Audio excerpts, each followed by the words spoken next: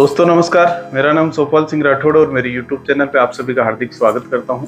दोस्तों आज का विषय है ज़मीन या कोई प्लॉट या कोई भी अपन प्रॉपर्टी खरीदते हैं तो उसका पेमेंट कैसे दें और किसको दें। मुद्दा आता है कैसे का, मैंने कई बार बता चुका हूं, फिर भी उसमें कुछ चीज़ें रिपीटेशन इसलिए कर रहा हूं कि कई लोगों के क्वेश्चन आते हैं मेरे पास। कल परसों ही किसी का कॉल आया था, उनका क्वेश्चन था, तो उसके हिसाब से मैंने ये चीज़ सोचा था कि आपको कुछ चीज़ें और जानने की ज़रूरत है। क्या होता है कि प्रॉपर्टी जिसके नाम होती है हिसाब से पेमेंट उसको जाना चाहिए। कई बार क्या होता है उसके अंदर कहीं ना कहीं बीच में कुछ पेच आ जाते हैं तो पेमेंट दूसरा आदमी या तीसरा आदमी मांगता है, तो आपको क्या करना चाहिए, क्या क्या सावधानी रखनी चाहिए।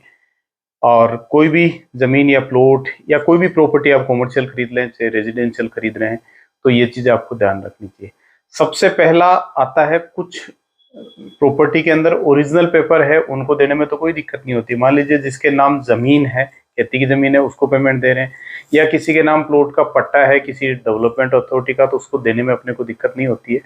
लेकिन कई जगह क्या होता है कि पावर ऑफ अटॉर्नी आती है या मुख्तियारनामा आता है या एग्रीमेंट, तो इनमें अपने को किन कंडीशन में देना चाहिए, क्या डॉक्यूमेंट है तो अपने को देना चाहिए। जैसे पावर ऑफ अटॉर्नी की बात करें तो पावर ऑफ अटॉर्नी में भी बहुत सावधानी रखने की जरूरत होती है। पावर ऑफ अटॉर्नी में क्या होता है, कई बार पावर ऑफ अटॉर्नी कुछ समय के लिए दी जाती है। मान लीजिए कोई आदमी विदेश रह रहा है तो वो पावर ऑफ अटॉर्नी देके जाता है अपने किसी परिवार को, किसी रिश्तेदार को, किसी जानकार को, तो उसमें समय सीमा रहती है, कई बार 2 साल का टाइम पीरियड या 3 साल का टाइम पीरियड। तो आपको ये ध्यान रखना जरूरी है, देखना जरूरी है कि उसमें टाइम पीरियड तो नहीं डला हुआ है। सेकेंड चीज, जो पावर ऑफ अटॉर्नी होती है वो रजिस्टर्ड है कि नहीं। कई बार रजिस्टर्ड नहीं करवाते हैं, पावर ऑफ अटॉर्नी लिखवा लेते हैं, स्टाम्प लगा देते हैं, केवल रजिस्टर्ड नहीं करवाते हैं। रजिस्ट्रार ऑफिस से पावर ऑफ अटॉर्नी रजिस्टर्ड होनी चाहिए।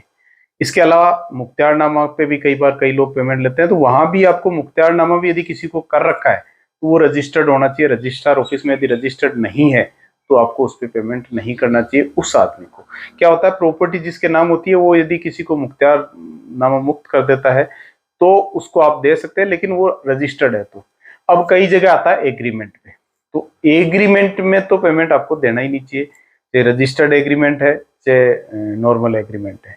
क्या होता है कि एग्रीमेंट एक दो लोगों के बीच का करार होता है, उसमें बेचने का अधिकार नहीं दिया जाता है। वो उसमें लिखा रहता है कि आप ये कंप्लीट पेमेंट कर दोगे तो आपको मैं उसको रजिस्ट्री करा दूंगा। उसके बाद रजिस्ट्री होती है, रजिस्ट्री होने के बाद जरूर बेच सकता है, उससे पहले वो नहीं दे सकता है। तो ये आपको ध्यान जरूर रखना है। अधिकतर लोग क्या करते हैं, एग्रीमेंट पे एग्रीमेंट भी हो जाते हैं। कई बार मैंने कई प्रॉपर्टी जैसी देखी है जहाँ पे एक एग्रीमेंट किसी को किया, उसने आगे किया, उसने आगे किया, ऐसे करके करीब करीब 4 से 5 चेन हो जाती है, जबकि मूल प्रॉपर्टी या जो प्रॉपर्टी के डॉक्यूमेंट्स है वो फर्स्ट पार्टी के नाम ही रहते हैं। तो वहां बहुत ज्यादा दिक्कत हो सकती है। ऐसे 2-3 केसेस मेरे पास आए हैं जिनके बारे में यही मैटर था कि उन्होंने एग्रीमेंट पे एग्रीमेंट कर लिया और प्रॉपर्टी नाम किसी ने नहीं कराई। सेकंड चीज, नाम कराने के बाद का मैं पहले भी बता चुका हूँ, केवल रजिस्ट्री के बाद में भी आपकी प्रॉपर्टी नहीं होती है।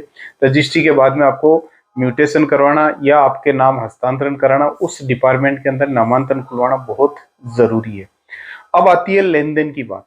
तो इसमें लेन देन आप जो कर रहे हैं तो उसके नाम, जैसे मान लीजिए कई जगह ऐसा दिक्कत आता है कि अगला आदमी बोलता है, जैसे खेती की जमीन में ज्यादातर दिक्कत आती है कि मेरे नाम तो अकाउंट ही नहीं है, तो मैं तो इसके नाम लूंगा, मैं मेरे भाई के नाम लूंगा, मेरे रिश्तेदार के नाम लूंगा, या मेरे को तो नगद चाहिए।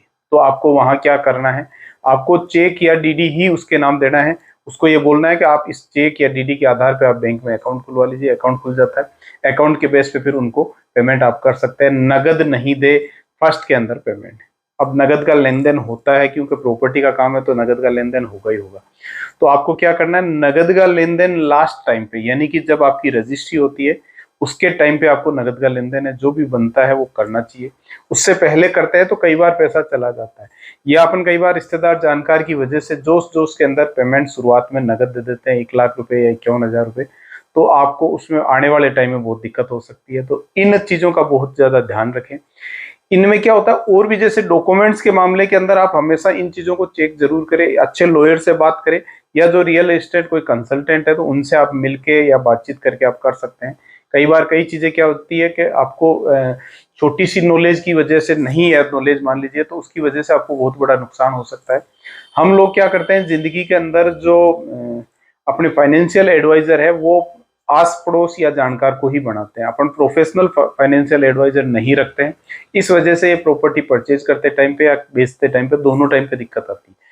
अब लेते टाइम भी या बेचते टाइम भी आपको यही चीजें मोटा मोटी ध्यान रखनी है।